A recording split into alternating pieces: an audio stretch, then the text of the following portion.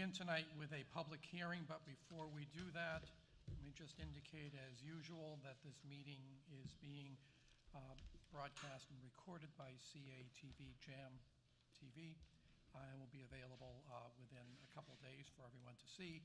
The meeting is also available via Zoom, and instructions for accessing the Zoom meeting are on the SAU88 website. We're going to begin with a public hearing tonight. The public hearing is open on the proposed donation of $7,723.10 from the Books A Million for Lebanon School District Book Drive for students. The public hearing is now open. Are there any board members that have any comments to make? Are there any members of the public that would like to comment in this public hearing? We're just very grateful for their donation. That's a very generous donation. It is. Okay, the public hearing is now closed. School board meeting is called to order. Please join me in the Pledge of Allegiance. I pledge allegiance to the flag of the United States of America and to the republic for which it stands, one nation, under God, indivisible, with liberty and justice for all.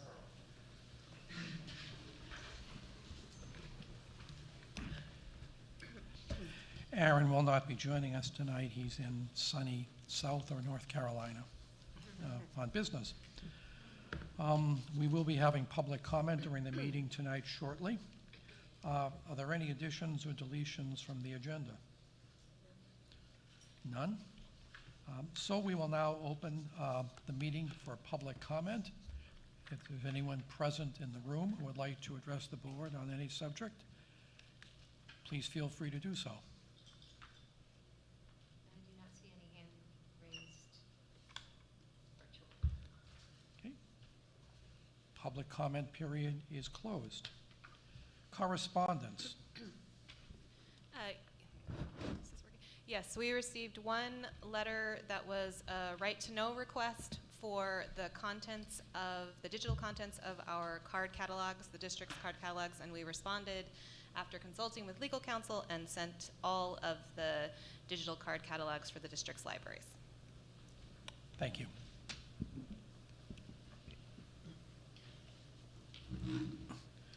Move on to the consent agenda. May I please have a motion to approve the minutes from the school board meeting of September 28th? I wasn't there, but I'll make a motion to approve the regular board meeting minutes from September 28th, 2022. Motion by MJ, seconded by Stephen. Are there any corrections? I have one question. For 9C, did you oppose the tabling of KCD? I did. Okay, I just wasn't sure if you had or not. Okay, that was my only question.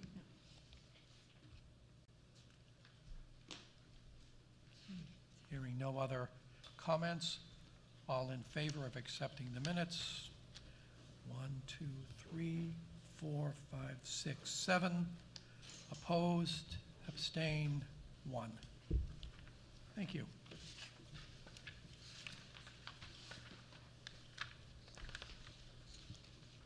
We need also to approve or acknowledge nominations, renominations, resignations, retirements. We have some resignations and retirements to acknowledge, which are in your board packet. I'll make a motion to approve the nominations and resignations dated October 12th, 2022. Okay, motion by MJ, second by Stephen. Are there any questions for the superintendent? MJ. So I have a question just about the plan, because it looks like we have a mid-year retirement of a third grade teacher. So have we hired a long-term sub? We have that plan in place. Jack, would you mind letting us know where we are in the process of filling that position, please? Thank you.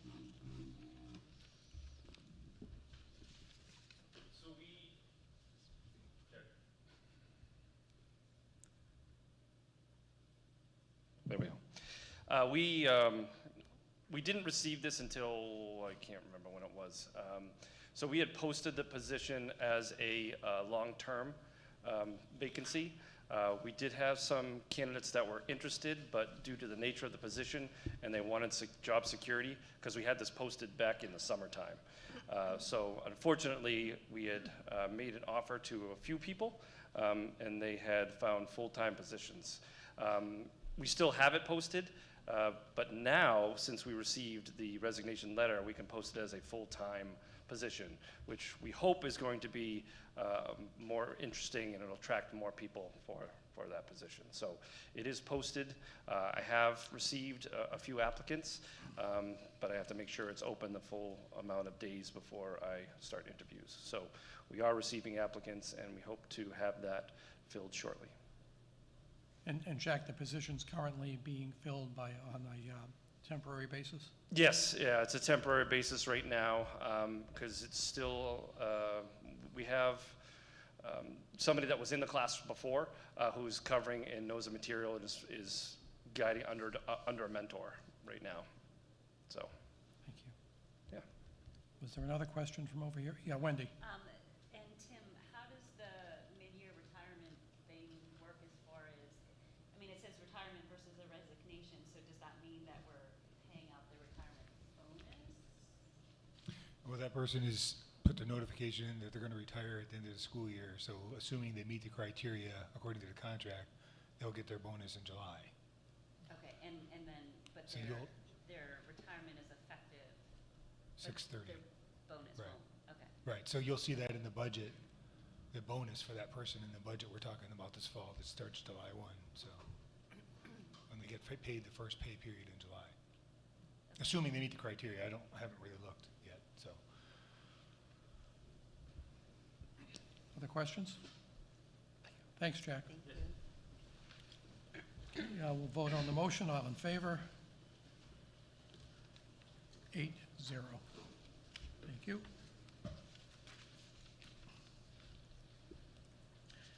Student report.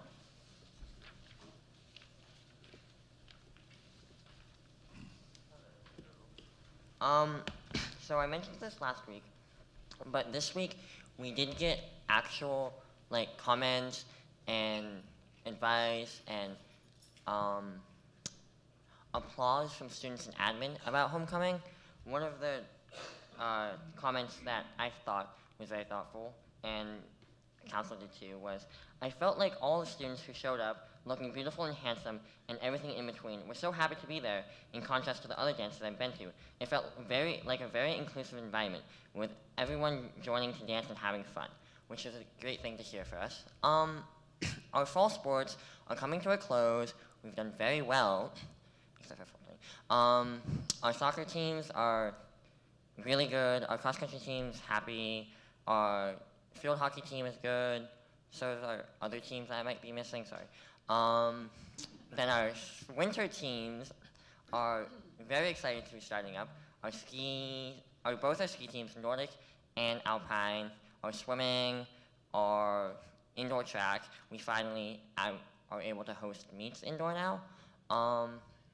And pretty much every student is excited about the end of the quarter coming to an end in a couple weeks. Questions? Did you go to homecoming? Yes, I went home. Did you have a good time? I did have a good Good. time. Our hard work paid off. Good. Thanks. One quick question. Oh, yeah. Is Dartmouth allowing you guys to use the Lebanon Fieldhouse again for indoor track? Is that where? I want to say yes, Okay. because I know Coach Lozo mentioned something about it. Okay. I'm not 100% because I remember last year there were conflicts between the Hanover high school kids using that area and us using it at the same time. Oh, So okay. I'm hoping yes. Okay. Good. I can answer that question.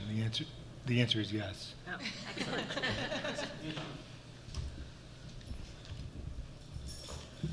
Move on to SAU leadership team updates. Start with the SAU and Schools update. Joanne, would you walk us through that, please? Certainly, we have members of both the SAU office and our schools here, and they are here to just give an update to the board. So why don't you all come up, just one at a time, take turns. Jack's gonna lead us off. All right. I think actually the mic is live at the table if you don't want to, if you'd rather sit down, Jack. Who would you prefer?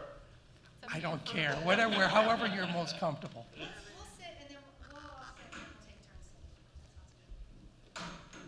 we'll take turns. Okay. All right. Well, thank you for allowing us some time to catch the board up on some awesome things happening in our schools. For those of you that don't know me, I'm Jack Finley. I'm the principal of Hanover Street School. And this year, our theme is You plus me equals we, and it's all about reconnecting and reuniting. So obviously the last 3 years have been challenging, have been difficult, so we need to get back together. And this means student to student, student to teachers, and teachers with parents. So this is what the theme is around, and sort of bringing us all back together as one supportive team and family. We're still not fully staffed yet. Each day is just a wonderful Tetris coming in the morning, trying to figure out where we need coverages. We have an awesome team at Hanover Street School with our para-educators covering where we still have gaps, and as well as teachers covering duties as assigned and different things that we need coverages, because as one thing that we have discovered is that since we're out of COVID, people are still coming in with, or they're questioning whether or not they're sick, COVID sick, or just regular sick. So we're trying to get through that phase. So hopefully we'll be able to make it through, and we'll have all that stuff taken care of. We're also looking forward to having visitors back in the building, partnering with safety. We had a fantastic presentation by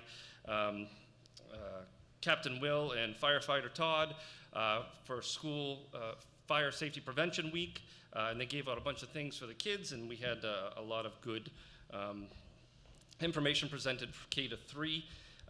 As well as this morning, we had our special event of Walk and Roll to School. So we had a large group of kids, families, and both chiefs participated in this morning's Walk and Roll to School event. So that was wonderful to see. We have our open house coming up, and we're looking forward to having parents back in the building. Our kindergartners, first graders, and second graders have had limited access to the building, so we are going to make this the best it can be. When I think I told you guys, when my first open house here, I was really amazed because I held the door for a family when we first started it, and I was stuck out there for an hour and a half just holding the door as a constant flow of traffic of parents just kept coming into the building. So we're hoping to return to that since we resume our open house events. Also, I'm hoping that the track is going to be ready on the 28th because we're returning our costume parade to Hanover Street School. So I want to make sure that the track is going to be ready by that Friday, the 28th. Parents, community is welcome to see this fun event as we walk around and share a fun time, dance to the music at the last half of the day on Friday. We are working well with our PTO. We have a game night coming up and a movie night, so all those events are also coming back, and we're doing those again, and as well as field trips. So we're hoping those will be resumed, and I really need all the good tidings that you guys can provide. We have our kindergartners that are supposed to go to Riverview Farm and the Orchard this Friday, but I have to make the call tomorrow whether or not we're going to go because we got some rain coming in, and I don't want any chilly kindergartners on Friday. So any good vibes that you have, please share with us. But other than that, the kids are doing extremely well. There's smiles every single day in the hallway, just happy to be around each other. And it's just nothing but wonderful having kids around, being able to see their faces, and just watching the interactions between the teachers and the kids. So that's Hanover Street. Any questions for Jack? Jack, I thoroughly appreciate your positivity and enthusiasm. But my my guess is that it's not all roses. So I'm just curious about what kinds of challenges you're seeing, especially as we return to sort of pre-COVID norms and sort of specifically around behavior and social emotional stuff, and how are we, if there are challenges in those areas, how are we supporting students and teachers and staff to sort of navigate those challenges? Yeah, we are. I mean, there's some of our younger students that are having challenges because whether or not it's less social interaction that they've typically had. They've been with adults most of the time because of just the way that their paths have led thus far. Right now, because we added an additional member in behavioral support, but because we're also low-staffed, we do have one of our behavioral support members is working directly with the child in kindergarten that needs it. So thank goodness I did have the 2 positions in there, because I have another one that's dedicated also to responding to students in crisis that need support, as well as Ms. Marcoux in our behavioral program, who is fantastic. And right now, we found a need in another one of our kindergarten programs for a child that just needs some support because of some dysregulation. But we have less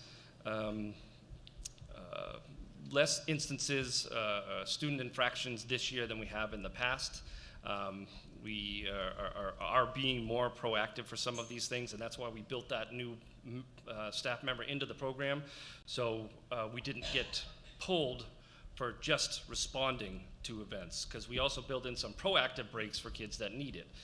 And all those things are identified by the TSST teams, as well as teachers that identify students that may need breaks, but that room is all available, because if it's not staffed by one of the 3 people that are in there, then myself or Ms. Riley, the assistant principal, will respond to help support a child in need. So we are seeing less, and I don't know if it's can be attributed to the early morning drop-off, because when we were doing K1 and 2-4 car drop-off in the morning, then directly into the building, we saw a lot of difficult transitions from home to school, but we have much less this year, and I don't know if it's can be attributed to the morning play in the morning. But I knew that I was hoping that this would have a correlation effect, because prior to COVID, when we had this implemented, we didn't see that either, and I only saw it during COVID when we were going directly from home into the classrooms. So that, thank goodness, is doing much better. And how is our staff holding up? Yeah, they're obviously with the shortage that we have and all the positions that we have to cover, it is challenging to try to get through everything that we need to do. So meaning, if a educator's in a classroom and the teacher's not there, then they have to step up. But I mean, we're fortunate with our paraeducators that they're comfortable doing so. There are times when some of the paraeducators have to step in for a music teacher because the music teacher's out or the art teacher's out, and they're able to step in and do that. And if they aren't, then it's either another teacher that will step in and do it, or teach something in their field, or I'll end up teaching music or something else. But somebody will be there for the kids. The teachers will get the breaks that they need, and they'll get their lunches that they need. And if they're not, we've asked them to reach out to us, and we'll support them. So, Thank you. yeah. Anything else for Jack? Yes. Just a quick question kind of for everybody about how, since the kids were on so many screens for such a long time, like, are you away from screens? I mean, I'm just kind of curious how it's working in all the schools, like, to sort of give the kids, get them back to, or get them off the screens, I guess, after, 2.5 years. So. Yeah, so we've organized some of our classrooms now to not be in the my COVID triangle that I had built, to make sure that we're 6 feet from everybody. That is gone now. So we've been able to group students together. They're facing each other in some of the classrooms and able to interact and participate in just conversation. Although we have enough devices for kids, they mostly stay, well, not mostly, because we're in the middle of NEWA testing now, but they are available in the classrooms for them to use, but we aren't relying on them as much as we did for the past 3 years. But we did learn and take a lot of things from that type of educational model because we found things to be beneficial, whether it be some online programming and softwares that will support their skills in the curriculum that we're teaching.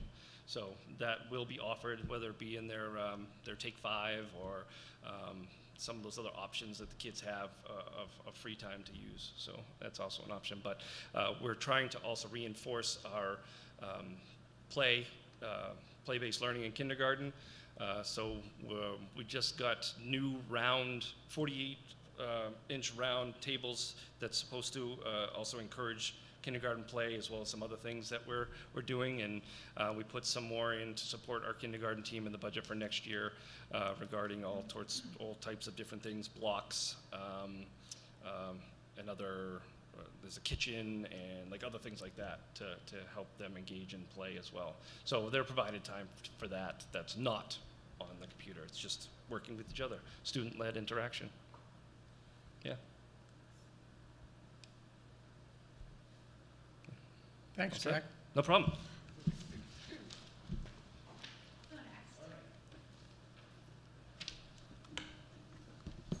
Hello, how are you guys? Thank you for having us tonight, and I'm Katie Roach. I'm the principal at Mount Lebanon School, and I want to start by saying I've actually been working quite a bit with Jack so we can align different things that we do. We either text each other or call each other if we have a question, which has been really nice because he's really helpful. So a lot of what he does, we do as well, which is good. And what we do, he does. So it's fun. Okay, I'm put my glasses on. So we do have a theme. I thought, well, we don't have a theme, but we actually do have a theme. And it's called We All Belong at Mount Lebanon School. So if any of you guys come to school, you'll see a picture, a big picture on the front of the hallway, and it has pictures of other kids and just kind of and everyone's name on it. So it's really fun for kids to find their pictures or find their name. So that's been really fun. And I don't know how long we'll have that up, but kids still like it. So we're going to keep it for a while. As you all know, we're in the middle of a renovation project. Super fun. Actually, our staff has been really flexible. I've been pleasantly surprised how flexible they've been with everything. Our cafeteria is now moved into like the hallway of the multi-purpose room - doorway to go outside to the playground, and everyone's just been fine with that. The kids come in, get their lunches. They have 3 options now. None of them are hot, except for on Fridays we have hot lunch, and no one's complained. Actually, parents have commented that they really like the salads that the cafeteria is bringing back over. The company we're using is for the renovation project, and right now, Ekman. They're very, very they communicate well. Jeff, the site manager, and I speak all the time. He left a beam out for us so all the kids can sign it. So we're all signing the beam that you'll be able to. It's kind of neat where all our names are going to be in the building. So that's fun. And we figured out parking. We've worked with the local church to have enough parking for staff. Some of us use it, some don't. And it's just been going really well. So I've been very proud of the staff for being so flexible with that, and I've been trying to communicate any changes that they might need to be aware of. So that's going well. Now I'll go back to my list. So our preschool is up and running. We have lots and lots of referrals. We're very busy, always trying to figure out. I think Elizabeth, who's taken over as a preschool coordinator, is in a different screening every other day, at least 3 times a week. I think a lot of students probably weren't, or children, I guess they aren't students yet, weren't getting to the doctors during COVID, or early intervention wasn't being seen at the homes. It was all through online platforms, virtual. So we're just seeing a really large increase in kids that have a lot of needs. To go along with that, we've been partnering with DHMC. Dr. Sandloud has been sending some of her developmental interns to come observe different to see the developmental profiles of different kids pre-K through kindergarten, and that's been a nice partnership with her. We've also been trying to partner with some preschool and daycare settings, because as you guys know, in Lebanon, there's not a lot of options. So Elizabeth is going into a couple and trying to give them techniques to work with some kids that have some pretty challenging behaviors. We're seeing a lot of developmental delays in areas we typically see them in, but we're also seeing a lot of social and emotional delays in kids, and just trying to support families and daycares and our own preschool teachers and our own preschool staff with that. So it's very busy, very, very busy preschool. We also, on that note, work with the BCBA. The district contracts with the BCBA on Constellations, and she comes in and at least once a week and works with some of our kids in preschool, and then I have some older kids that she helps with and gives us ideas on how to work with them and observes them, and then trains our support staff as well as our teachers to work with them, which is, I feel like she's magic, actually. I think they're magical. They're so good at what they do. So that's preschool. We have an enrichment teacher, Sky Tetu, as you guys, I don't know if you guys have worked with her before, she's pretty amazing. And she is back down to a 0.4 this year, and we did a school-wide vote on how to best utilize Sky this year as an enrichment teacher, and we voted as a staff, and just with a lot of evidence that she had from her work last year when she was a 0.8, to do enrichment for all. And so if you guys read my newsletters, she's been writing a little blurb of what she's been doing. So we've been able to provide enrichment to all the kids at school, and I think that's been really powerful, because so many, not so many, but a number of our kids don't have a lot of exposure, and we're trying to build context for kids and some depth of knowledge and just understanding. So she's been doing, if you drive by now, she's been working on scarecrows with the kids, and some of our kids have never seen one or made one or done that, and so it's just been really great. I was in a class with her one day, and she made tabbouleh, and we were making tabbouleh from the garden vegetables that she grew over the summer. So that's really fun. So enrichment's going great. We had our orientation night. It went well. We had a huge turnout. We wanted to take away any barriers, so all of our essential art teachers, special educators, they stayed, and we provided childcare, and that was really helpful because we had an amazing turnout. Thankfully, we didn't lose any kids. So it was really great to have families back in the building, and the multipurpose room was very busy because I think everyone thought it was a good idea to bring their kids and their siblings. We had our first field trip. The kindergartners went to Poverty Lane. It was very successful. We loved it. And we also had the firefighters come this last week to present to our pre-K through second grade students, and they all learned a lot, and I was in the classrooms today, and the kindergartners are writing stories, some storyboards based on what they learned, so that was neat. And that's it. Questions? We have a lot going on. Yes, Lisa. So I'm curious if you're experiencing the same kind of shorthandedness. Well, we are almost fully staffed. We're a little bit smaller school, but we are all very, very busy. We don't have we really are struggling with substitutes. So when people are out sick, it just means I have to move paras as much as I can and rearrange meetings. So that's been the hardest part of it, is just really not having substitute teachers when teachers are out. So how would you say the morale of your crew is? Well, I'd like to say it's really great, but on the 24th, when we have our professional development, I'm actually going to do one of those thermometer meetings, and I'm going to check in on that with them. I feel like I sent a survey out at the beginning of the year just to kind of check on what they needed, and some of it was time, some of it was more time to spend with their their grade level teams, and I've tried to help support that and give them time. So I feel like it's good. I haven't heard I would say the pulse feels very positive right now. Feels good. It feels good when we all walk in. Wendy? So you mentioned mentioned some of the challenges with the pre-K group. Are you seeing similar kinds of things with the kindergarten group that Jack is seeing? Yes. Kindergarten, yes, definitely.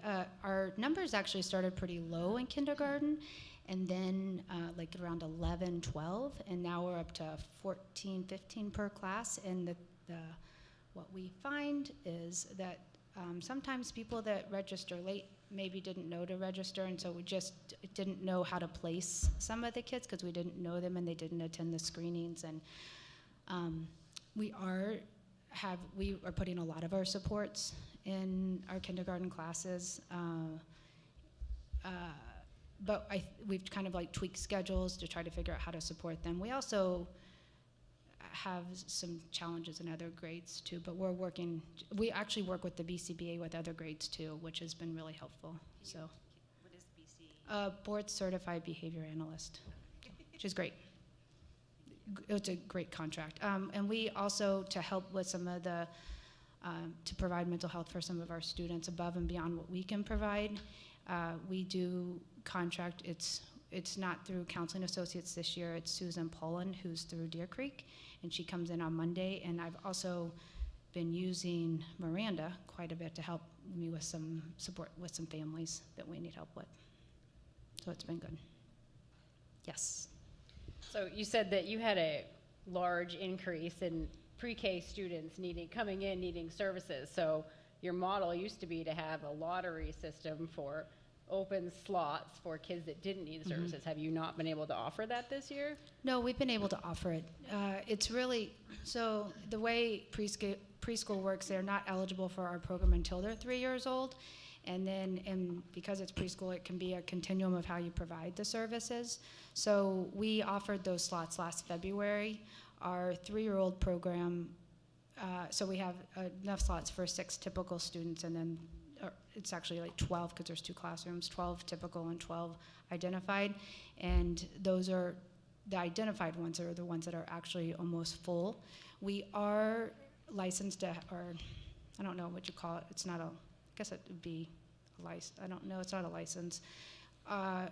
We are eligible to be able to have an early childhood special ed program, so we're always looking, we want to keep an early childhood program because that's the best way to provide early childhood programming to kids and services, but we have options to have early childhood special ed. And so we're always, of course now, right now we're already looking at like how do we best support all the kids next year in preschool, because you do want kids that are neurotypical as well in your program because they're really good peer models.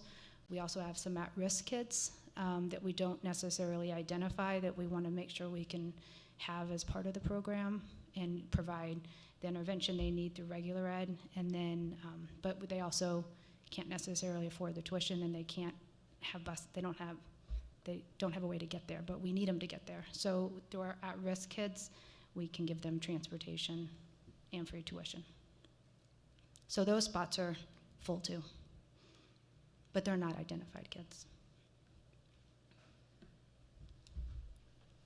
So how many in each preschool class? So our 3-year-olds, there's 12 kids in each class, and then our 4-year-olds, there's 14 in each class. Our 4-year-olds are very full. I would actually, we have room for 12 in our 3-year-olds, but we do have to keep a little bit of space because we do have some kids that turned 3 later within the year. We're working on evaluations. So one's at 11 right now, and the other's at 12. And you have 2 classrooms. We have 2 classrooms, yeah. It's a really good service the district provides. And we're looking, Elizabeth's looking at like models that Canaan is asking to come visit our school to see what we're doing differently that maybe they can try. And we're looking at going to Claremont has just expanded their preschool program and trying to see how to really get those kids the help they need. And there's not a lot of daycare or preschool options. Actually, very few preschool options for the size of Lebanon out there for families. Thanks, Katie. Thank you. Oh, that's not.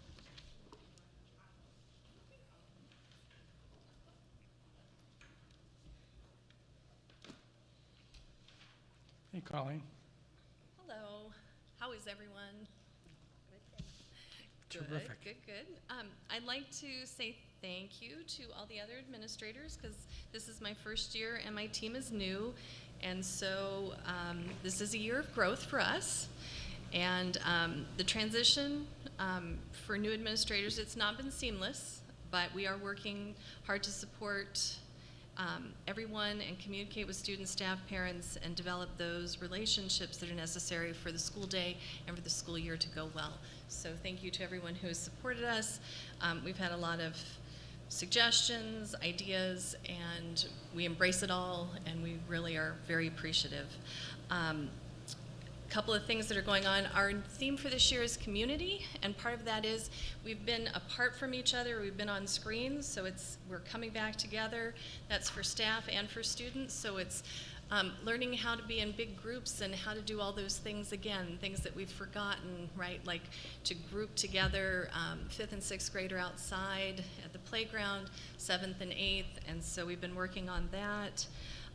We have an open house next Tuesday, 5 to 6, 5th and 6th grader coming, and then from 6 to 7, 7th and 8th grader coming. UVEI has agreed to let us use their parking lot, so we have plenty of parking for that. Student Council is underway, and they had their first meeting last Friday, October 7th. 51 students have signed up, and they have activities planned, so they're very excited. Door decorating. They have a couple of days where they're going to do, oh gosh, now that I'm talking about it, all black clothing one day, and they're going to do like comfy clothes and Halloween colors, but they're very excited to get started and do those activities. Our budget process has been going well, and I'm very pleased to see how transparent the process is, and I really appreciate that, like budget building, zero approach and providing rationale and narratives to better understand our requests. So that's been going very well, and everybody's been working hard on that.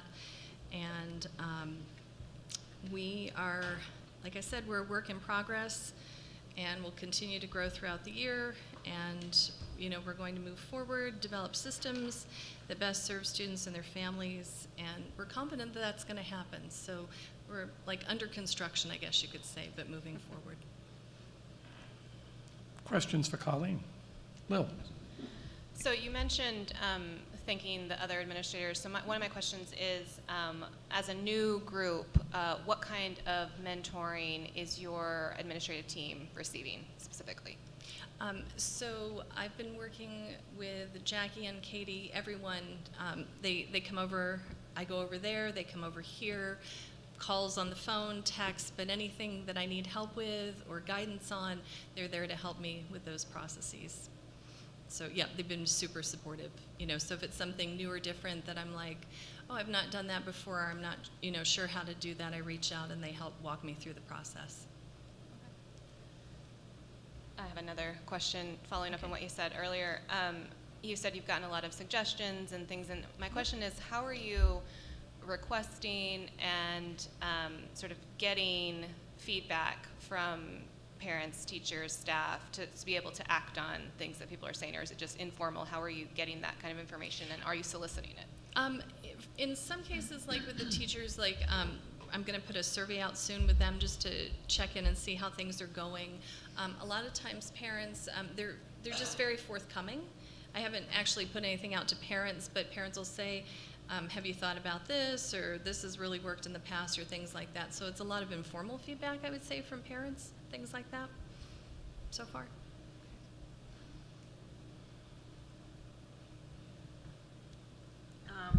Just a quick question about the students. How are they doing with the transition? Because obviously some of those kids had 3 years under different administration, and is there any feedback from the students?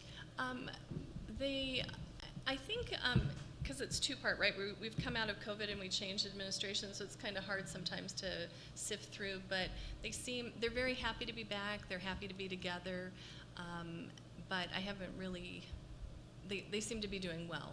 A lot of them are really excited to come to school and excited to see each other.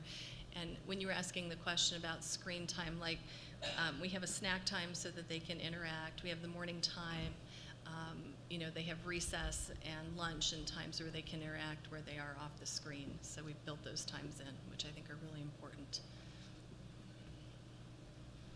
So I guess kind of along those lines, in particular with the 7th grade class, have you seen or noticed any behavioral problems with the students or any trouble adapting, because a lot of them are coming out of very restrictive environment, so they don't really know how the middle school used to be, and now it seems like there's less restrictions because of, you know, we're lifting a lot of the COVID stuff. So have you had more like behavioral challenges with 7th and 8th grade, or? I would think, or I would say that like there are challenges across the board, but we're trying to be proactive as opposed to reactive.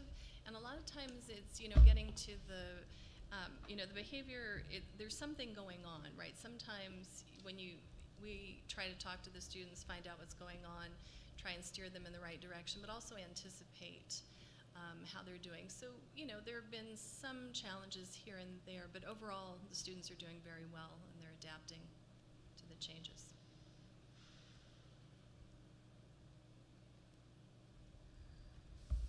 Colleen, one of the things that I've observed from my limited exposure to what goes on in the middle school is that while it's good to see the kids being separated from the screens and learning how to re-engage with groups of their peers again, one of the things I have seen, though, is that some of the technology that kids have gotten used to during COVID is now, I think, integrated in what I've seen as a rather positive way in classroom and at home, and I've seen that particularly in some of the math and the science activities.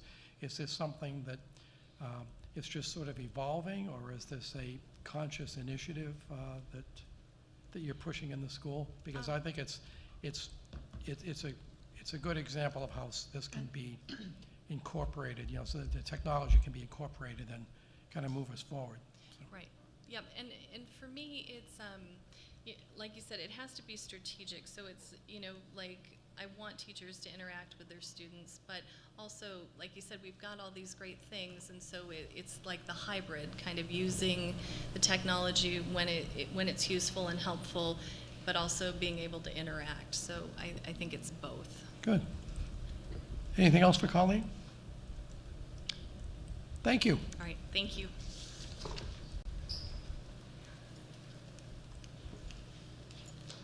Hi, everyone.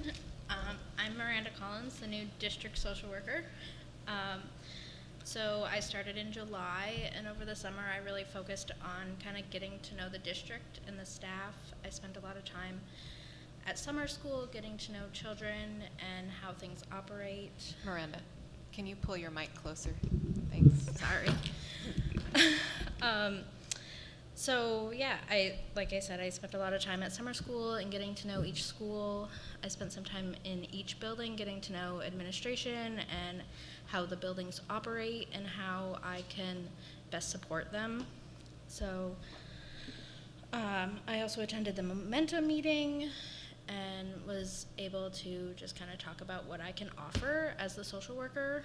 And there's a lot of things that I can do, and every school has a different need, so how can I support them individually? I also worked pretty hard at connecting with area agencies, Listen, The Haven, DCYF, Lebanon Human Services, West Central, all the kind of key players that support our families. I did some individual outreach for families who are struggling with housing insecurity and food insecurity. So I kind of just got to know everyone over the summer. And since school started, I've been spending time in each building, getting to know the whole staff now that they're all back, and attending all the student support team meetings and getting to know the needs and how I can be successful. I've worked in conjunction with the SRO. We've done about 6 home visits to different families for truancy-related things, or parents who are struggling to get their children to school and are, you know, requesting help. We've been able to partner, to do welfare checks on different kids who we hadn't heard from, and we were concerned about their safety. And then, as of right now, I have about 10 students that I'm supporting kind of more intensely and ongoing in the district, but I've served about 30 families total so far since school started. Can you describe what happens when you do a well child visit with the SRO? Yeah, so there was a student at Hanover Street that we know has a lot of stuff going on at home, and we had concerns, so I asked him if he'd go with me. We went and knocked on the door and spent some time talking with the parents and seeing how we could support them. And he was able to provide really great support and options for things that I didn't even think of. So it was very helpful, and yeah. MJ?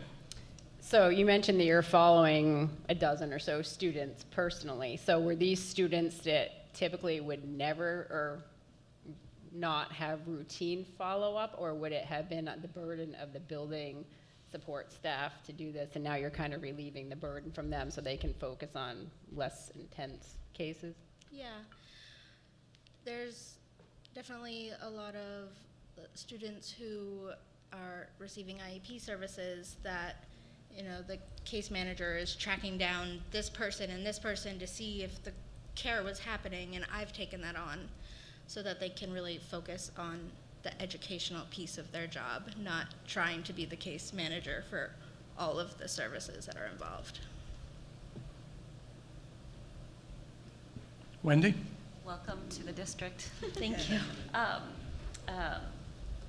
So are you finding your workload is rapidly increasing, and and are you starting to see that we have a need for more than just one of you? Okay.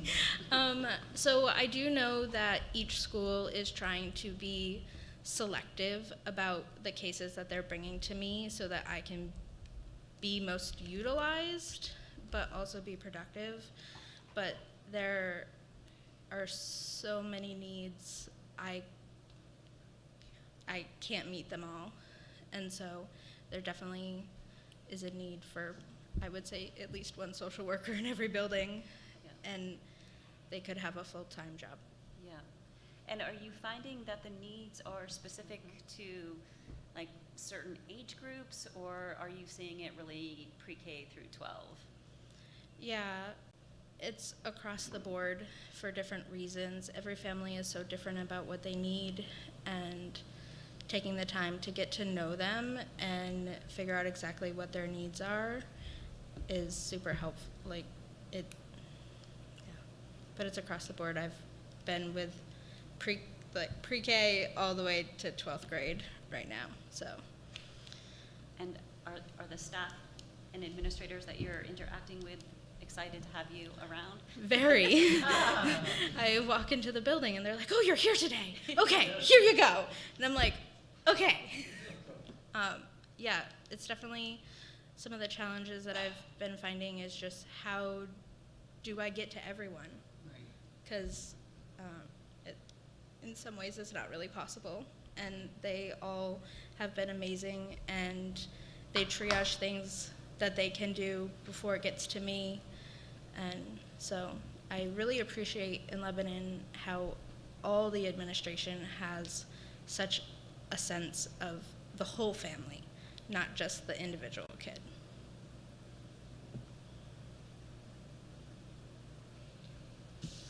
Well, Miranda, this is the first time you've come to a board meeting, and let me extend my welcome as well. It's Thank you. good for you to come.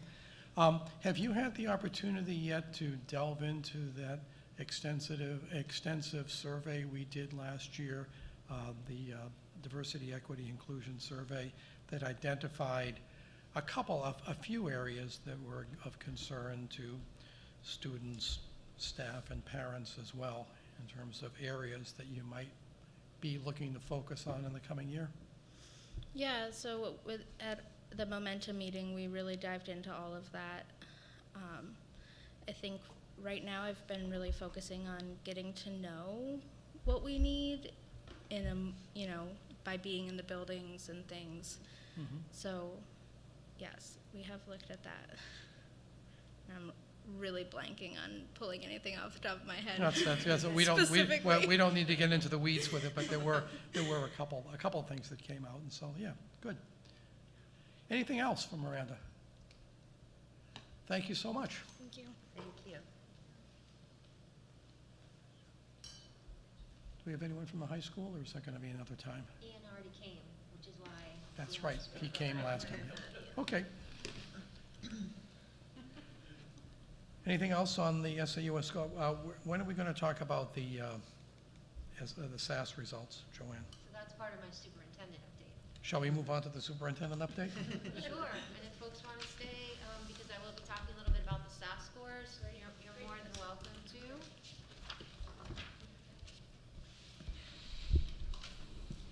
So in regard to school safety, I've been in communication with Steve, our new director of facilities, and Colleen about repaving the arrows and signage in the parking lot. Steve has been following up and trying to find a company that will come in and do that work. Katie talked about the Mount Leb project and Hanover Street and the high school. The concept that was approved is moving forward and being designed. P&N provided information and attended the meeting. For policy, I have sent the policies out in advance for our next meeting. F&F, I did create the agenda, and I'll just remind folks that we're going to meet on the 27th.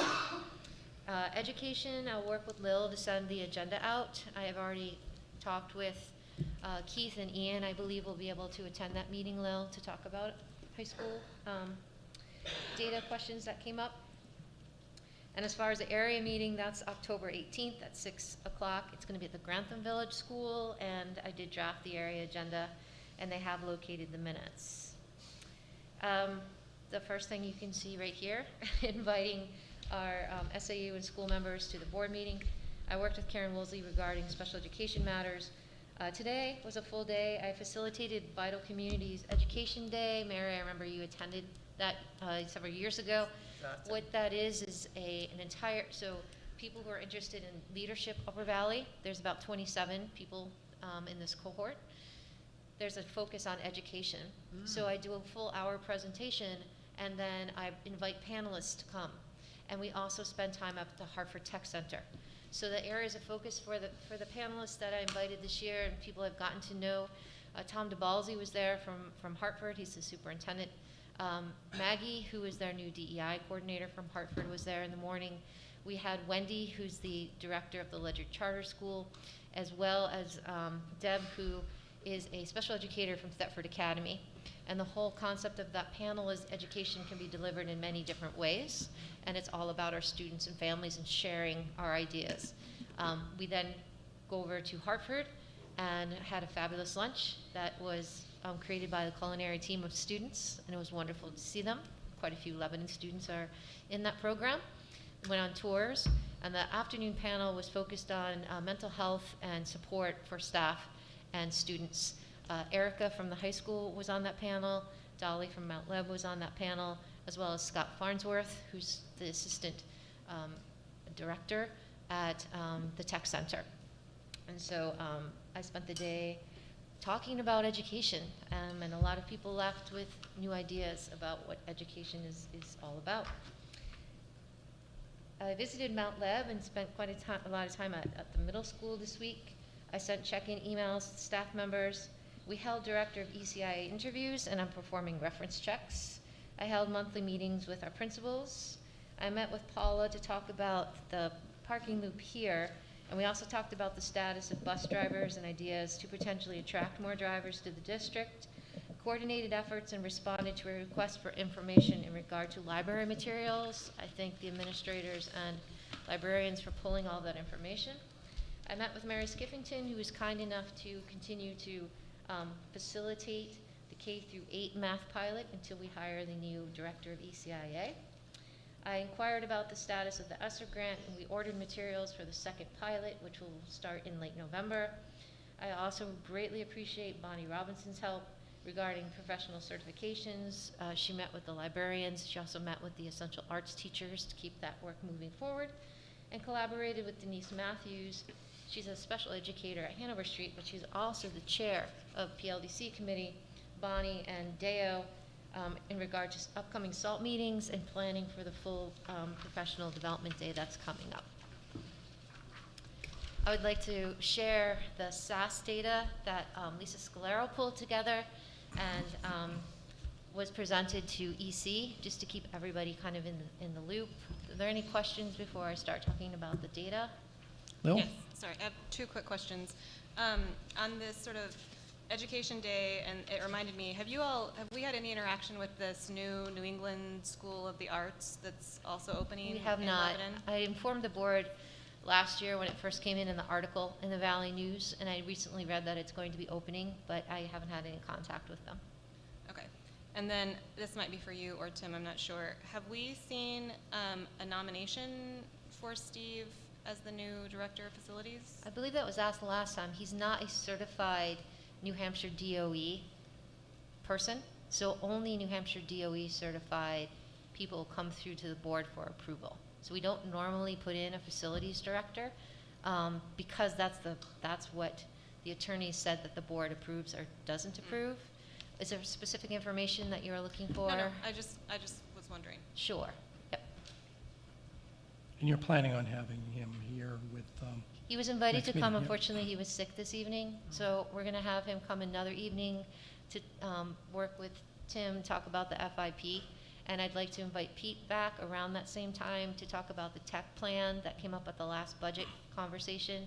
That would be nice to pair them together. So, sorry, I do actually have a follow-up question about Steve. So Dana's resignation did come before us to vote on. So should it not have? So, I mean, or is he a Probably not. different position than, is he a different classification than Steve is now? No, he's not different. I don't remember if Dana came before you. If he did, It and that did. was just an error. I mean, it's certified positions are teachers and administrators. Those are the ones that the board needs to approve. Okay, So it that's did, what that's she'd why I come was to. confused, because Yeah. that That would make resignation had sense. come, then It's I the same assumed- job as Dana had, Okay. but he doesn't have certification either for the DOE. I would expect to see it on the retirement spreadsheet anyway, just so the board can see old employee salary, new employee salary, you know, but beyond that. But that would be useful information for us to see. Yep. Any other questions? Great. So in the packet, you can see the colored slides that were prepared, and I'm just going to kind of read out loud for the public the information. The first slide is in regard to ELA, grades 3 through 8. Students in our district met or exceeded state average proficiency levels at all grade levels on the ELA New Hampshire SAS in spring 2022. On the next slide, statewide, including our district, students in grade 8 show a decrease in proficiency as compared to 2021. When reviewing the data with cohort lens, our 8th graders have consistently performed at or slightly below their peers across the state and do not have appeared to have lost ground. Unlike districts across the state, our 7th graders do not show declines in ELA proficiency when reviewed at the grade level or cohort level. For math, grades 3 through 8, students in SAU met or exceeded the state average proficiency levels at all grade levels on the math SAS, and of importance is grade 5. The district percent proficiency on the grade 5 SAS in math has been below the state average every year except one in 2015. Going to the next slide on page 3, statewide students increased proficiency in 3rd, 7th grade. In our district, that pattern held true except for 4th. Statewide proficiency in 8th grade remained unchanged, and when reviewing the data with a cohort lens, our 8th graders improved their proficiency as compared to our 7th grade. The next one, the blurb talks about, unlike state and national data, our district saw gains in both evidence-based reading and writing and math scores when comparing 22 and 21 data. And our scores improved in math by 22 points and in evidence-based reading and writing by 28 points. And then the final slide in regard to science. Students in SAU88 showed higher proficiency on the SAS in science than their peers across the state. This pattern has been consistent since the SAS began in spring 2018. So I'm not able to answer specific questions in regard to the data. At EC, Lisa Scalero was present to answer questions. Our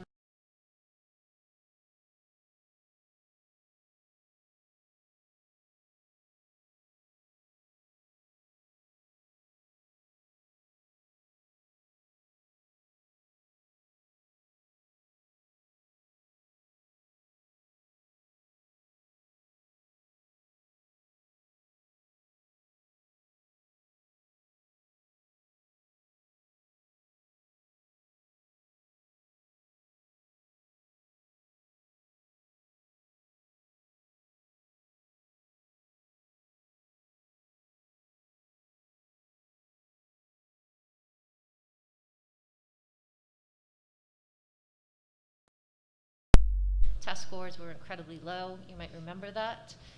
It's one tool that we use, but it's certainly something to feel as though, although we went through so much of a tragic time, our administrators, our teachers, our paras, our families kept supporting our students.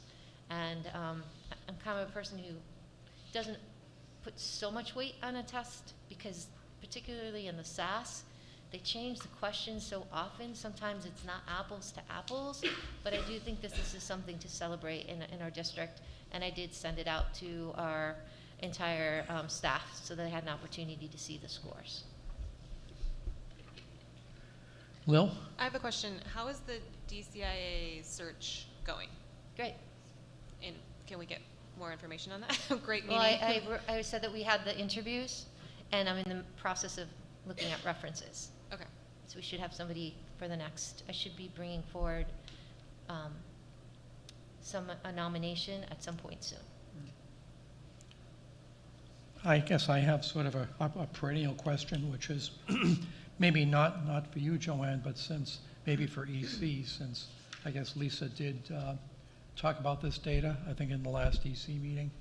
And my perennial question that I always ask is I look at things like the SAS ELA scores, and it's always gratifying to see that we're in our district exceeding how other students are doing statewide, but it always bothers me to see proficiency in the range of 50% or so. Was there any discussion in EC about just what proficiency means and whether this is something that we should be focusing on long term? I don't think that came up, did it? I mean, that specifically didn't come up. We have talked, and this is one of the questions we're asking, why we're asking to talk about SAT scores, is because it's one thing to say we're beating the state average, but what does that mean? And how does that translate into curriculum decisions? So that is something that's a thread that we're trying to tease out in EC. So we are asking that right now in regard to SATs, because that's the next test that we're going to have data for. Then SAS is happening right now, but we will have data later. So I think that is an ongoing question that we'd like to know more about, which is something we'll have to address with the new DCIA. There are some SAT scores in here on page 3, I know. Oh, right, but the day scores. Sorry. SAT day scores, which we continue to do okay. And one thing, for the SAT, I know Lisa points this out, that these are the scores that the first time that everybody takes the test, and that many students take the test multiple times, and that's never part of this data that we see. And I know that she has pointed that out to the board before, so I just wanted to say that that's a factor to consider. Yep. Anything? Yeah, go ahead, Stephen. But just in follow-up to that statement, Joanne, our SAT scores, as reported here, are being compared to statewide students who are taking it for the first time as well. Yes. Right? So it's still. I don't know if that, did she say No, that? it's all the same. That's why they compare it, because it's apples to apples. It's everybody taking it on the same day in the state and in our schools. I remember remember somebody pointing out our data compared to somewhere else in a report, and it's not this one, but she did explain at one point that some schools do that past the point where it's all of the students might have taken it again, but clearly this is showing the specific day. Let's go MJ and then Kristen. I just have a quick question, which maybe not be able to answer tonight, but I'm just curious, is the SAS test a timed test or is it an open-ended test that they just have to complete the modules? Can one of the administrators respond to SAS testing? Is it timed, or do they have, like, is it 90 minutes and it starts and it ends, or is it open-ended for the length of time that they can take it?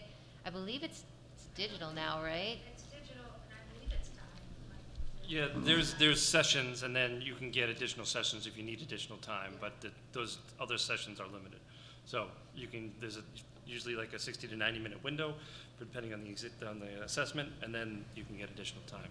But then it will stop at some point. So. And you get additional time because the assessor requests it, the student requests it, or it's part of a testing plan for the student?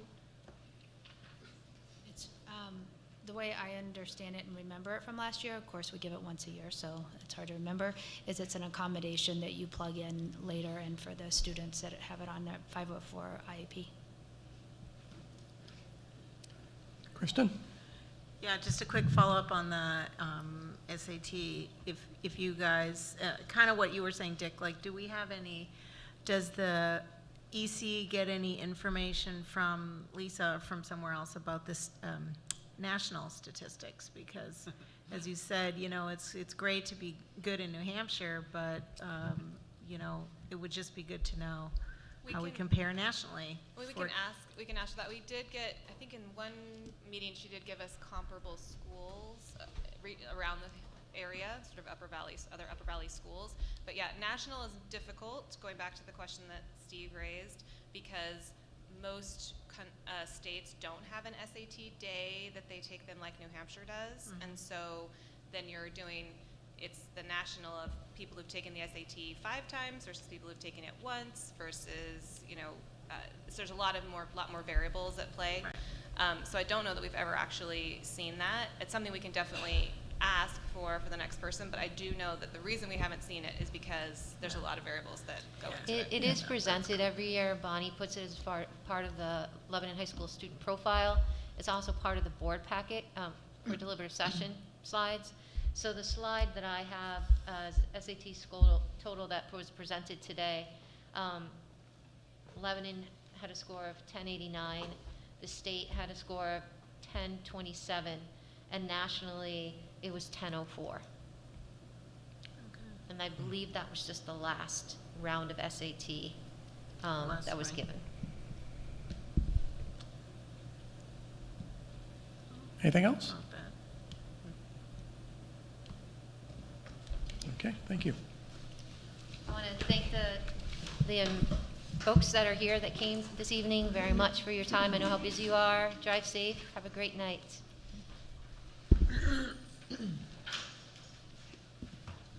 Mr. Business Administrator, you're on. I don't have much for tonight. I was supposed to have Chapter 2 for you tonight, but since I missed last week, we'll have to do 2 chapters next time. We are going to, I pulled out the FIP and shared that with Stephen, and we're going to be talking about that at F&F, and so we can talk about it at the next board meeting. Apologize for not having that.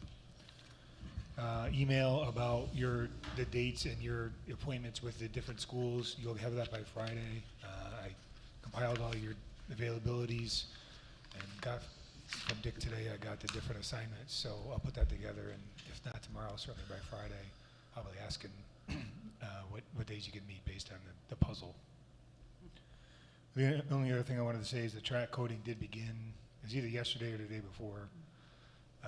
The challenge is to get it done, hopefully depends on the rain. I know we have a follow-up tomorrow to see if it's going to be able to done this week or shortly next week. But the first coat is down. You probably saw tarps up and stuff around the track. That's to prevent overspray. So That's good. And Stephen told me while you were talking with Joanne that he had to paint the arrows already repainted, so that should be done. So. Okay, thanks, Tim. Okay, moving on to new business. Discussion and action. We need to approve the donation of $7,723.10 from Books A Million for the district book drive for students. May I have a motion, please? I'll make a motion to approve the donation of $7,723.10 from Books A Million for the district's book drive for students. Thank you. Motion by Lil, second by Stephen. Any further discussion? All in favor? 8-0 unanimous. Now, unfinished business, we have second reading on two related policies, one of which was tabled last time because we deferred action on the first one. So this is a second reading of policy DFGA on crowdfunding, just to orient everyone to our discussion. This was a new policy in the recommended category from New Hampshire School Board Association. That policy committee recommended not be adopted for a variety of reasons that were discussed at the last meeting, involving the burden that it would put on the administrators, as well as concerns about the tracking of donations and so forth. But there was a desire to bring it back. We had a first reading last time, and now tonight this constitutes the second reading, and we will need to have a vote tonight on whether or not to accept this. So in order to move this along, may I please start with a motion I guess let's have a motion to accept DFGA. I'll make a motion to accept policy DFGA crowdfunding. Motion by Lil. Is there a second? Second by Wendy. Okay, so it's open for discussion, and I wonder if we could start off just by asking, Kristen, do you want to kind of recap the feeling of the policy committee? Do you have that with you? Sure. I have my notes somewhere, but I'll just go from memory, as we discussed it 2 weeks ago as well, with the first reading. The policy committee voted as a group not to accept this recommended policy. It's not a required policy, feeling that it was, as you said, placing a little bit extra work on the business administrator and different administrators to kind of monitor and track and make sure everything's above board and equal for all schools, and it just raises a number of issues and potential red flags. So the policy committee felt that since there are multiple mechanisms for giving money to the school, in addition to the budget process, we didn't feel that it was a good idea to accept. Okay, thanks. Before I ask the administrators to weigh in, I don't recall everyone. It seems to me there was this side of the table that was in favor of acceptance. Does someone want to speak in favor of it? I mean, I'm not, having read over it in more detail and looked at it, I don't know that I'm convinced that if someone could create a crowdfunding request that fulfills all of the requirements of 1 through G and then 4 through N, right, of things that they have to do, I feel like we almost need to reward them just for having gotten through all of that and created something that works. So it seems to me this is not going to create a huge amount of work, because this is actually a very limited policy in and of itself. I mean, there's so many parameters that you have to meet in order to be able to actually get a crowd-funded project going. And so I feel like the policy kind of self-selects people who are creative enough to find a way around 27 requirements.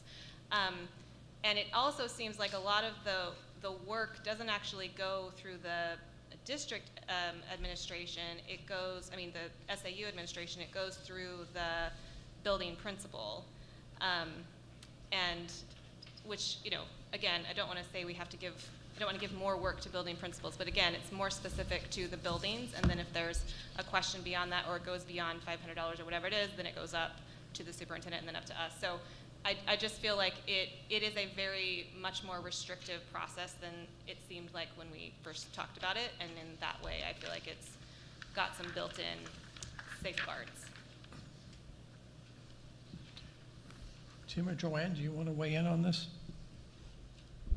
I find that what people will do is they won't follow everything.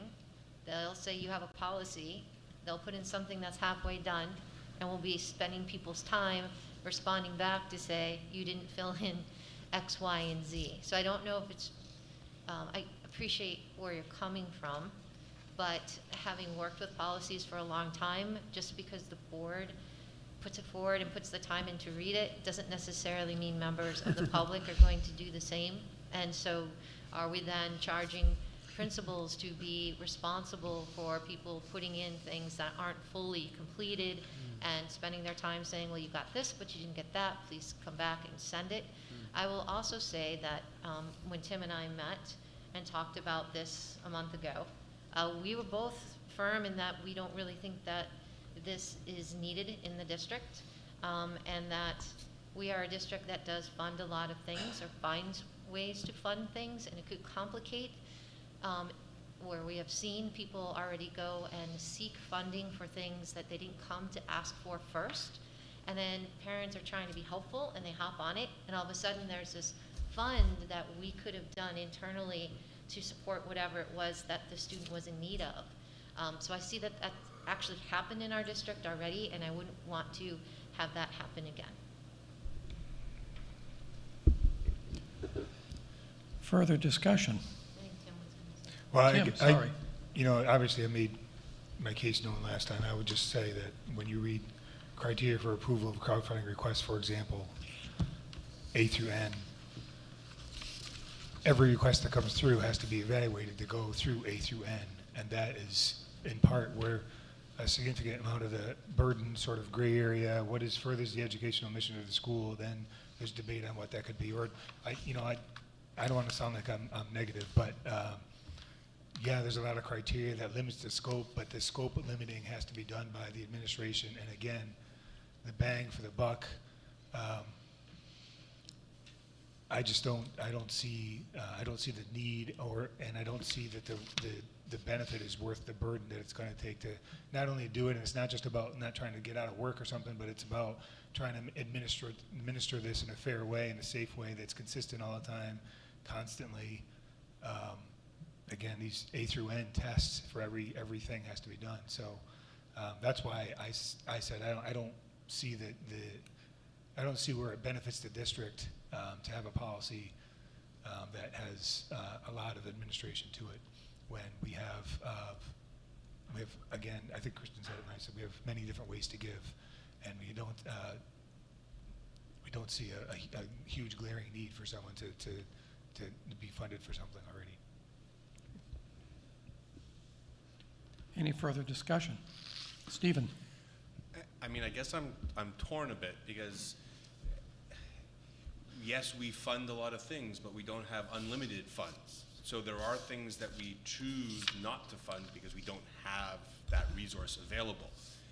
I mean, I'll give as an example our track. If a group wanted to come together and create a crowdsourcing campaign to fund our track,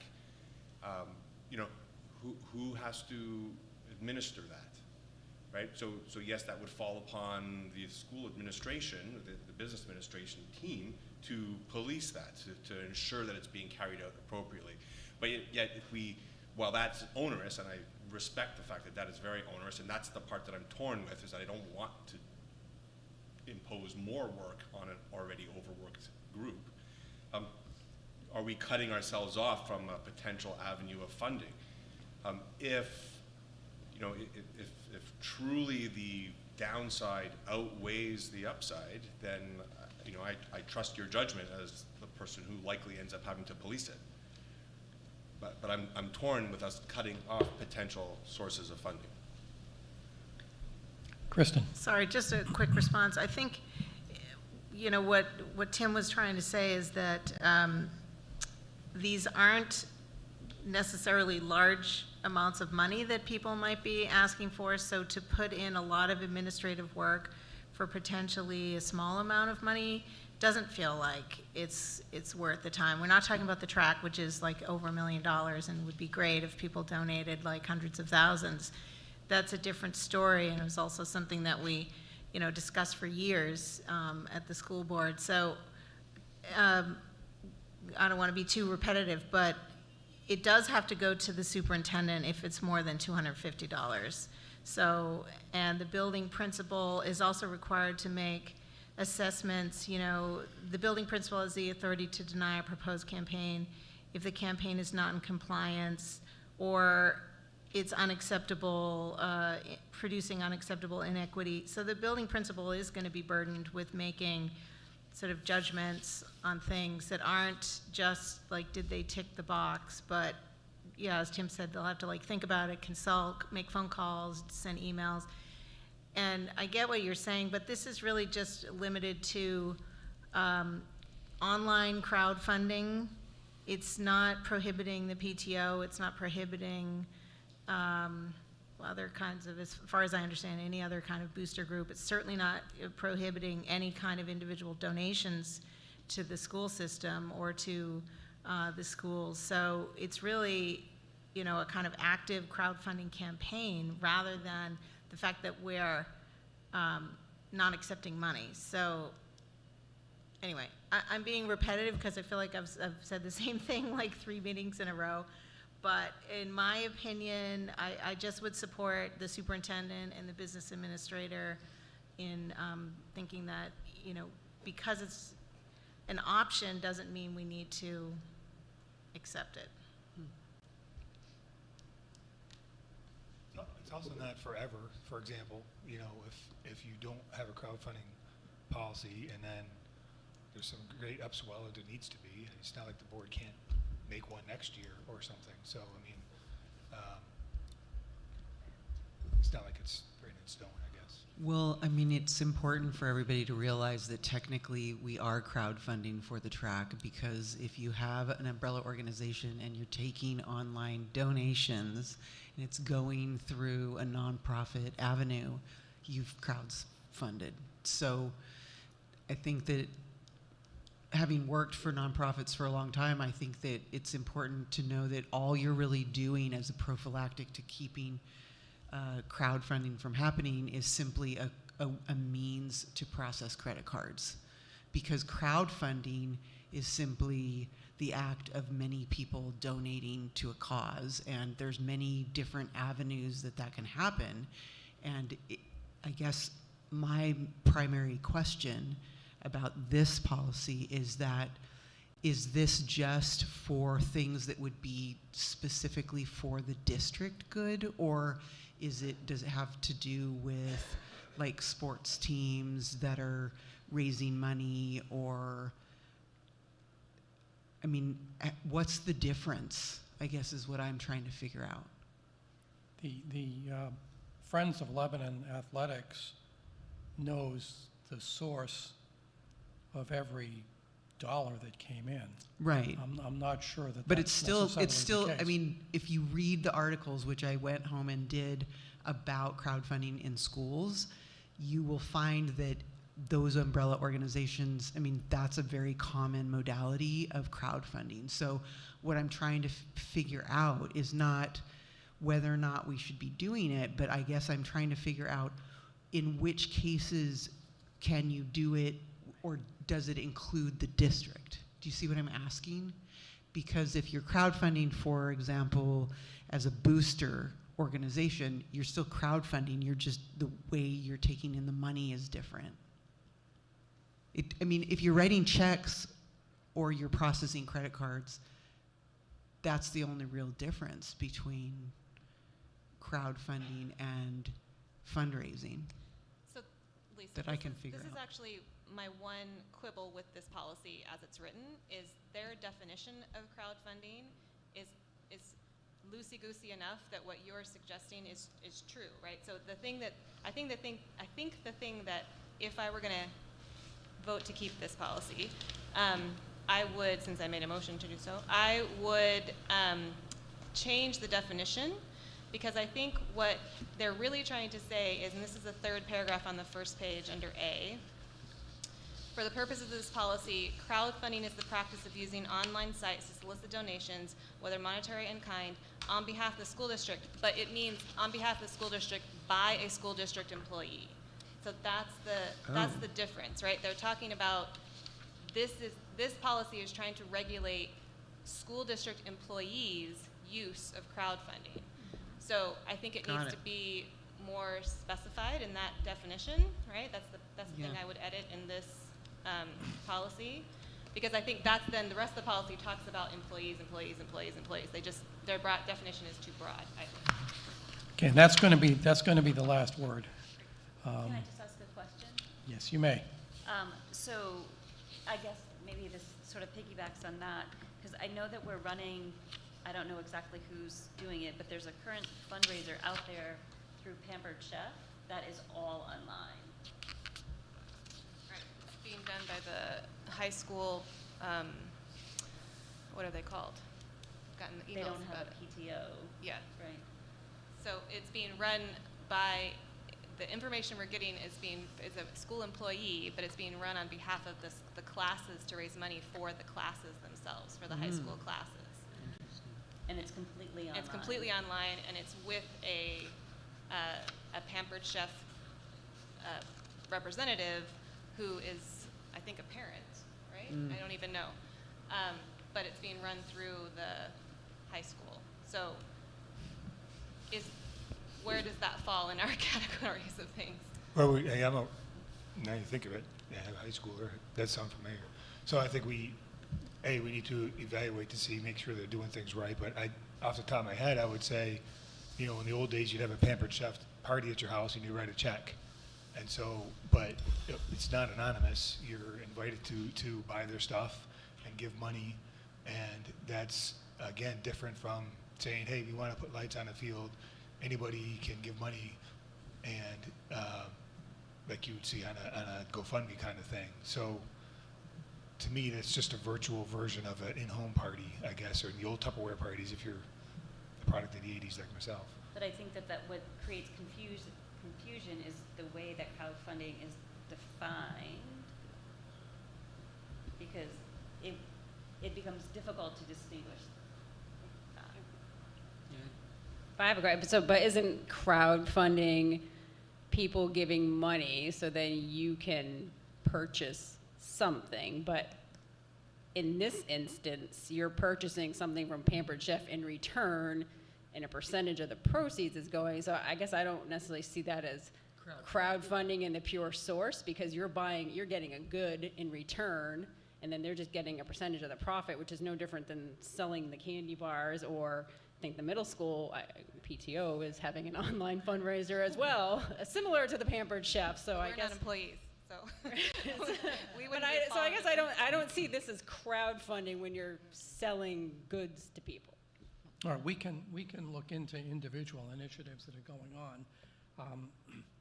I think whether this policy is adopted or not, if people think that any of these ongoing fundraisers are somehow shouldn't happen, then that needs to be looked into. I'm not sure that's what's being suggested at all, but I wouldn't worry about making them de facto illegal.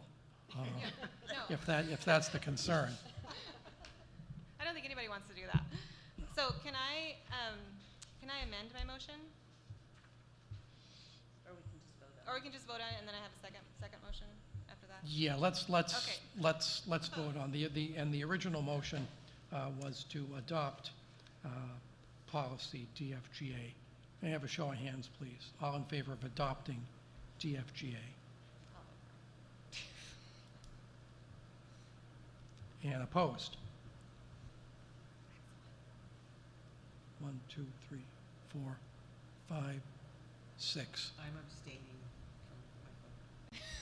from my vote. I don't feel like it's clear enough, and Okay. Lil, I didn't see you cast a vote. What are you? I did, I voted for it, Okay, okay. since I made the So, motion. so the motion fails 1-6-1. Yes. Yes. Okay, now you had a second motion. So I have a second motion. So my second motion is we accept policy KCD, public gifts and donations, but in lieu of the very last line, which we now have, which says the Lebanon School Board does not permit crowdfunding, we can actually keep that line, but then add this amended sort of paragraph, the third paragraph on the crowdfunding policy. So take under A, the third paragraph, take that paragraph, add in by an employee, take that whole paragraph and put it at the end of KCD. Does that make sense? Tim is looking confused.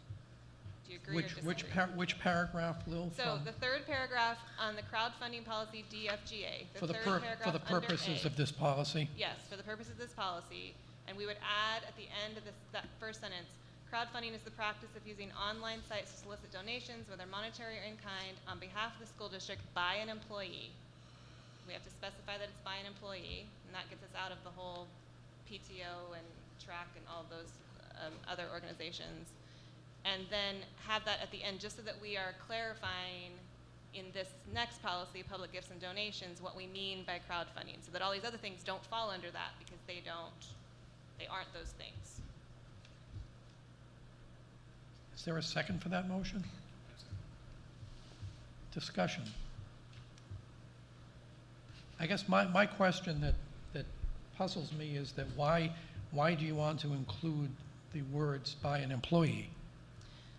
Because that's the key piece. Because that's the key piece, because otherwise that goes back to things like we were just talking about, that if the track doesn't count because it's not being done by us, it's being done by the Friends of Lebanon track, right? Or the Friends of Lebanon Rec, or whoever it is. Well, the track committee is completely different because that committee was chartered by this board for the specific purpose of raising money for the track. Right. But what we're saying is that that's allowed. That's great. It's not crowdfunding when you go to foundations and ask for grants. Yes. So I think at the original meeting where we brought this up, I had asked if a parent wants to create a crowdfunding campaign to raise money for their kids' football team to get new jerseys or get new whatever, right? We said that was okay because it was not an employee of the school. They were an individual parent who was then going to raise money and donate it to the school for that purpose. That would be okay. I think that's what Lil is trying to have their policy saying. We don't allow crowdfunding by a district employee, but crowdfunding done by someone out in the community who then turns around and donates it to this district, that should be allowed. That's what we said was okay. But what I if think in that's that, what she's trying to. but what if in that instance, it's not something that the athletic director and the high school coach want, or the principal want? So I don't disagree, but what's the measure that first it has to be approved that it's something that's really wanted versus somebody having an idea with a bunch of people going out and doing it and then showing up saying, hey, we just raised $5,000 for new jerseys, and people are going, that's great. We didn't really want new jerseys. So that's just a question about the language in here to make sure that that's clear. So the example of what happens is if the high school wants to do a fundraising activity, it goes to Diane Estes. There's a form. Diane Estes signs off on it, and then I sign off on it. It seems as though we also need to loop Tim into it to make sure that it's not falling against any policy that we might have in regard to fundraising activities. I'm sure whatever the high school's doing came through at some point. So that's something I'm hearing tonight would be a good idea to have you just triple check it to make sure it doesn't go to any policy issue. But I do question if it's just a group of folks that say, wouldn't it be great, like you mentioned, the lights, They go, they fundraise, and then there's a whole other side to putting lights up. And I just bring that as a question, and it's something that we've talked about, I think. But this policy doesn't, neither of these policies addresses that, right? So if that's a concern that we have, and I frankly don't think that we can regulate what individual people decide to do with their time and their money. So we can say we don't accept a donation. I mean, that is absolutely within our purview, right? If someone raises money for something that we don't accept, we can always say we do not accept this donation. However, if you're saying we are running into a situation where people might be raising money for things that we don't want, I don't know that we have any mechanism of controlling people, nor should we, beyond saying yes, we accept the donation, or no, we don't accept the donation. But that's not what either of these policies is sort of addressing, or at least the discussion about crowdfunding is not addressing that. The discussion about public gifts is the rest of KCD.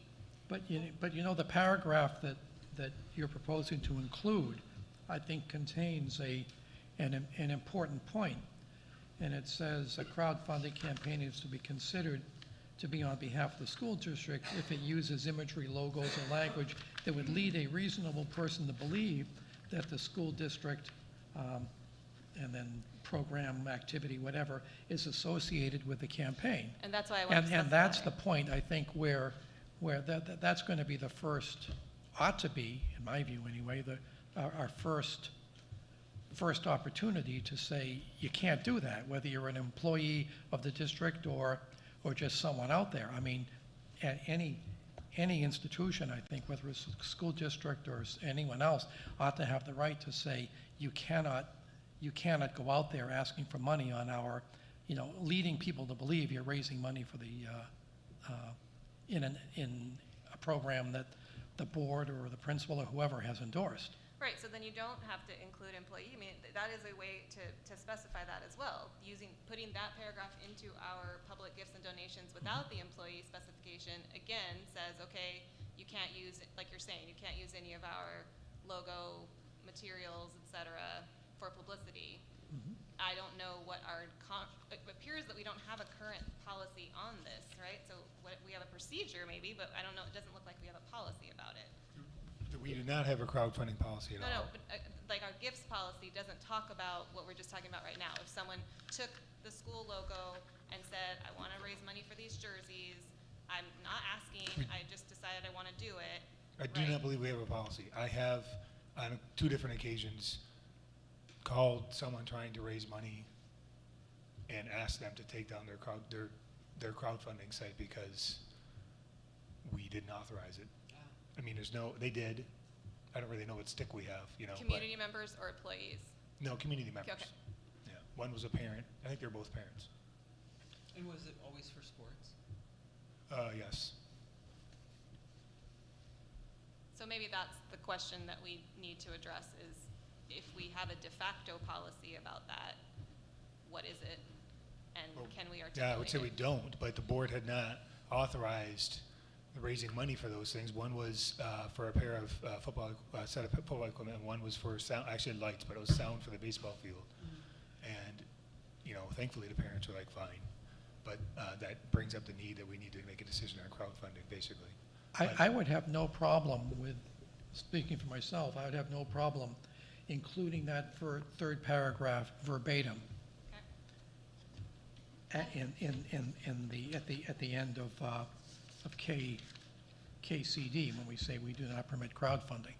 I would be okay with that if we didn't somehow restrict it to employees. Can I make a recommendation that the board either approve or not approve the language, and then I will ask Lori to send Lil the policy in Word, and then let's bring it back so everyone's looking at the same thing at the same time, and then either agree to it or not, instead of kind of trying to wordsmith it tonight, and I'm kind of getting lost in which sentence to add and not to add, and I just think if you're going to have this kind of conversation, you might as well have the document that's clean in front of you. You okay with that? That's fine. Yep. Okay, so we will table it.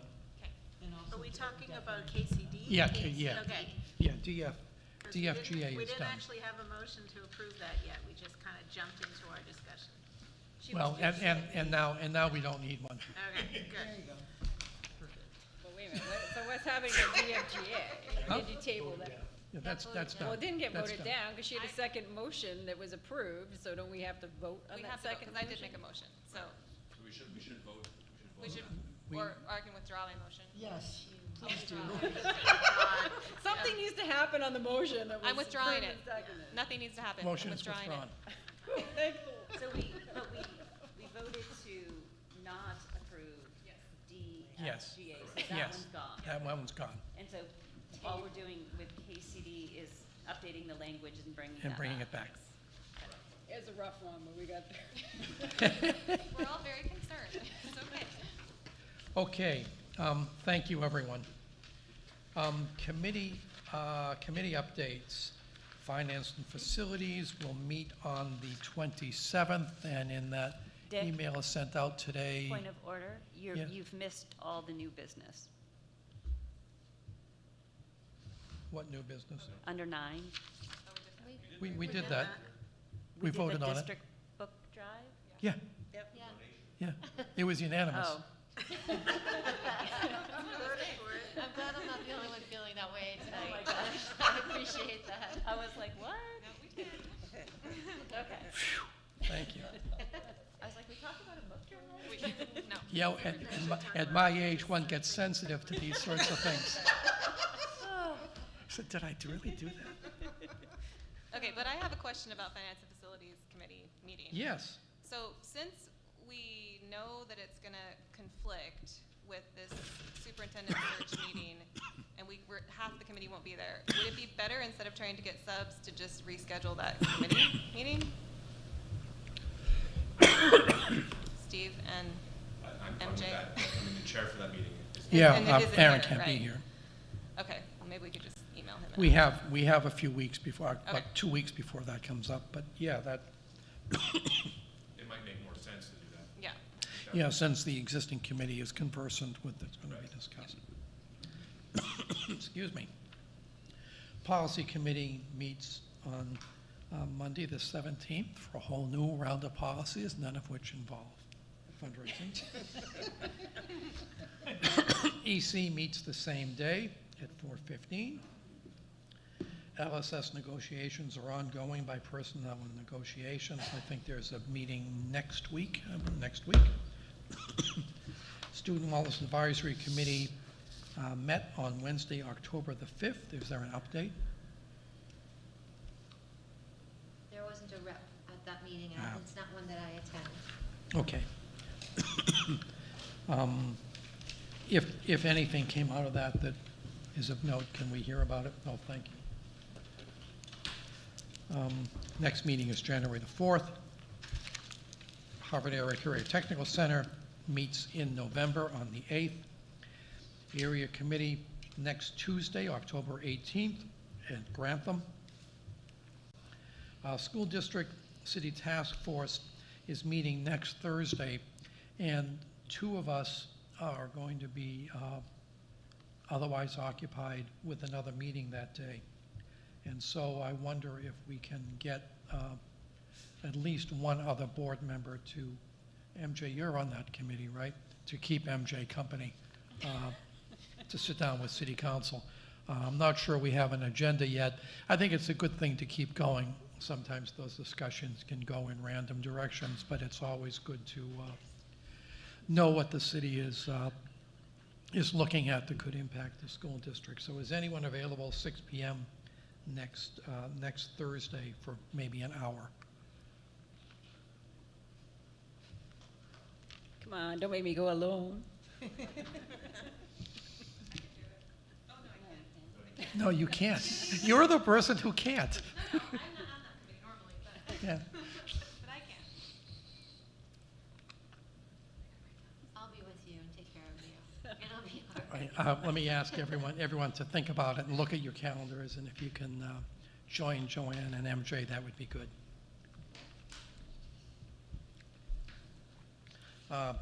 Track Committee having his meeting next Wednesday here. I think that's all we have for committee updates. Yes, sir. Is there any vague idea on where we are with fundraising for the track?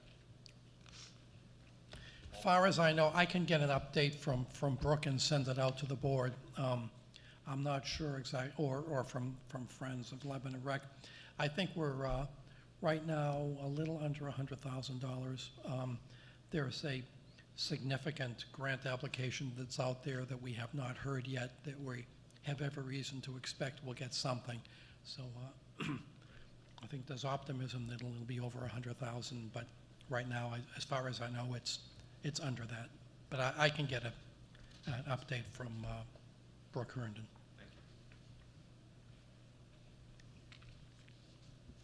Future agenda items, board member recommendations or questions? We want to be sure and do the delegate assembly report for NHSBA Next meeting, yep. time. Okay, Okay. yes. I was wondering if we could have a report of where we are on the budget savings for this year, because remember, as part of the approval of the budget, we were supposed to cut an additional, I mean, I can't remember if it was 100,000 or so. Total of 250,000, including negotiations. We've been on it. So we haven't had a chance to sit down in a couple weeks. We're keeping a spreadsheet. So Tim and I will take a look at that for sure. Is it called the delegate assembly? I just wanted to make sure. Yeah, NHSBA delegate assembly. And we'll get a report next time on that. Okay. Uh, So I want to make sure. Upcoming dates, 2 weeks from today, next school board meeting, 6:30 here. Annual budget meeting, please mark your calendars, Saturday, November the 19th. That's our marathon session with the principals and other administrators. Under other business for the superintendent search update, I need to call a non-public on that, and then we'll have that discussion, and then we will come back here for a vote. So if I could have a motion to go into non-public under under C, please. Stephen? I move that we go.